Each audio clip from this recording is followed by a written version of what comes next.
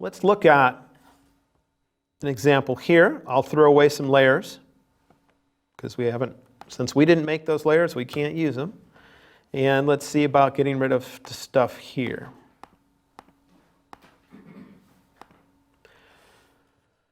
Now, usually, again, I wouldn't work directly on the layer that contains my picture because if I screw up, I don't want to do anything that's permanent. So I create a brand new empty layer.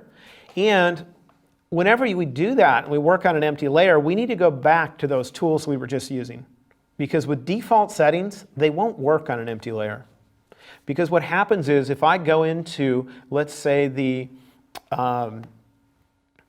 healing brush, there's a setting at the top of my screen called current layer. What current layer means is that's what it's going to copy from when it works. That's the only thing it'll be able to copy from. So it'll be the equivalent to turning off the eyeballs on all other layers as if they didn't exist. And if I do that, turn off all the other eyeballs, that is what it has to copy from. There's nothing there. So with default settings, our retouching tools will not work if I create an empty layer. I need to come up here and change this setting from current layer to a choice called either current and below or all layers. I usually use current and below. Current and below is going to copy from the layer I'm working on and whatever's under it. And I like that because sometimes I'll have some layers on top that, how would I describe it, are just some what I would call utility layers. Maybe I have a box covering up my picture that is indicating the crop I'm going to use for a particular use.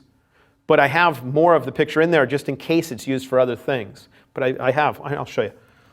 Maybe I went up here and I made a selection to say when I print this for whatever my most ideal use is, I'm only going to print that much of it. So I select inverse to get the opposite. And I create a solid color layer. And I say, hey, let's put black in there. So that when I'm actually working the image, I want to view it like this so that I'm thinking about my end result. But I don't want to throw away this other stuff because I want to make sure that when I'm done, it's usable for just about anything. And so I'm going to keep that. I'm still going to retouch it. But I turn this on because that's what I'm working for right now because the print I'm thinking about working with is that. And so I might have that layer in there. In the end, when I print this image, that layer will never be turned on. That layer is just a reference for me. I might also create another layer. And I'll just call this areas that need work. Because I'm about to close this picture. Right now it's fresh in my mind, so I know what I need to work on, but it might not be fresh when I open it again. So I'll click on my foreground color and I'll choose red to paint with. And I'll come in here and just paint over the areas that I know I need to work. Here they're blatantly obvious because they're people, but that's not always the case. This might just be odd detail over here on the rock that I didn't have the time to retouch out, but I caused the problem or whatever I need to do it. So I made a layer here called areas that need work. And I could turn this off and on, so the next time that I open this document in Photoshop, I turn that on and go, oh yeah, that's what I needed to work on. But when I'm here retouching, do I ever want it to pay attention to those red blobs? No. So that's why when I have these tools, I use a setting called current and below. And that means ignore the layers that are above. Ignore the stuff up there. Okay? And so these might get turned on and off at certain stages, but they're useful to have for me sometimes. But they'll screw things up if I end up using the setting called all layers. And that's why I use current and below. Make sense? Also, I might have adjustment layers up there that might not be finalized and that can mess things up if I have it set to all layers. All right, so current and below, I have to change all three tools so that they can work on an empty layer. So I go to my clone stamp tool, I set it to current and below. I go to my healing brush tool, I set it to current and below. Then I go to my spot healing brush tool, and I wish it had a choice called current and below. It doesn't. It does have one here that's a terrible looking icon. It means sample from all layers. I need that turned on. But it would copy from these layers that are above because it doesn't have the choice of current and below. I wish it did. So anytime I'm going to work on that empty layer, I need to go to my 3 retouching tools. I need to set them. Now they're going to stay set to that, so I only have to do it once, and it's only if somebody comes into my machine and messes with it, sets it back, because otherwise I never have it set to current layer. Almost never, I should say. All right, so now let's get in here and let's see if we can get rid of these guys. First, I'm going to try the tool that does the most automation, which is my spot healing brush. I'm going to hope it works, cross my fingers, and just do this. Now, if this person is bumping into some rocks, I never kiss the rock by stopping right where that retouching actually needs to stop. I either blatantly overlap or I make sure I don't get as close as kissing it. Okay, now I'm going to go over here, and because if you only kiss it, it's going to try to blend in with that color, and it's going to not look right because it won't know there should be an abrupt transition there.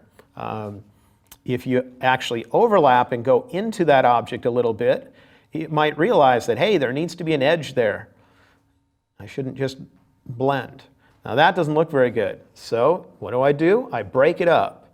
I go to my clone stamp tool and I break this into pieces.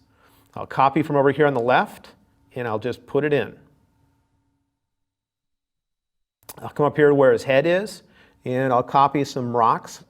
Just make sure it's the proper brightness and color. Okay, so now we got a head, a body, and some legs. Now let's see if my spot healing brush will do better. Not sure if it will, but there's a better chance of it after it messed up if I break it into pieces. Just cover the whole thing, then go for the middle.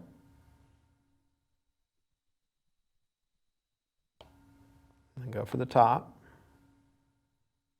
And then be critical and come in here and fix things that don't look right.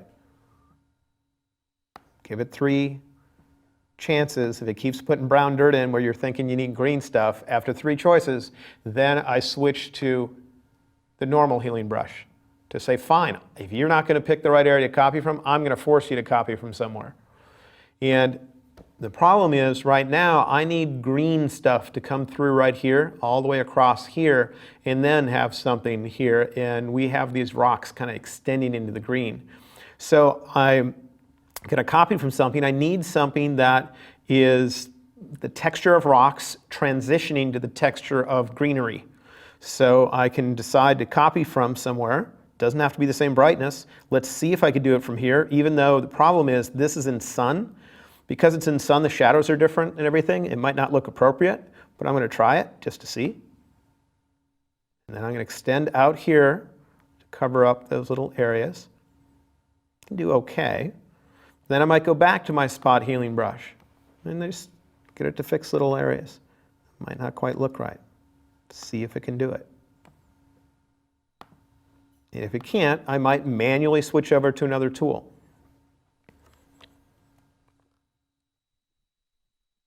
I'll give you some idea as far as how I'm thinking. I want to use spot healing brush if possible because it's next to no work. If it makes it more work, then I break it up. And after 3 tries, if it really fails, then I start doing things more manually. And if everything fails, I have to go and resort to the clone stamp tool, which is the completely manual retouch. Here we need more rock, so let's give it another chance. I think it's going to mess up though. Yeah, it just looks weird. So I'm going to have to either go to the healing or the normal clone stamp. And here it's a matter of finding what in the surroundings would be appropriate to fit there. In there, the brightness has got to be right, color's got to be right, everything. And the closer I copy from, the more obvious it will be that there's a duplicate right near it. So you have to be very careful. So let's look at a few things we could do. One is, instead of using these tools, oftentimes people get stuck using a particular tool just because their mind is stuck there. And so what I can do instead is make a selection like this. I can go to the Edit menu and choose Copy Merged, because this area that I'm copying from might be made out of more than one layer. There's the layer underneath and the layer I'm working on. Whereas if I just choose the normal copy, it only thinks about the one layer I'm working on. But copy merged is as if I combine them together. So copy merged. Then I'll choose paste. Watch what happens in my layers panel. Brand new layer. And then I'll use the move tool. I can move it over. Wow, it actually lined up on both ends when I got it over. I thought I was going to have to rotate it. I thought I was going to have to rotate it to get it to fit. Oftentimes I have to scale and or rotate. Now the edge, though, is too obvious because I had a crisp edge on it. I can use the eraser tool with a soft edge brush and see if I can get that to... Need to make it all the way around because it had a crisp edge on it. Okay. And then after that, it's a matter of, if I liked what I have right now, to get it onto my retouching layer, which is below, I can go to the layer menu, and there's a choice called Merge Down. And that just means I made this one chunk manually, copying it on its own layer, moving it around. I'm just going to deposit it now onto the layer below, and it's down there. And then it's a matter of looking for repeats. So I can see a repeated bush, repeated rock, and it's a matter of covering those up. And that sometimes can be done, not in this particular case because it's right at that transition, but sometimes can be done with a spot healing brush where you just go and paint over something. But in this case, I think it's too specific of detail for it to be able to do a good job.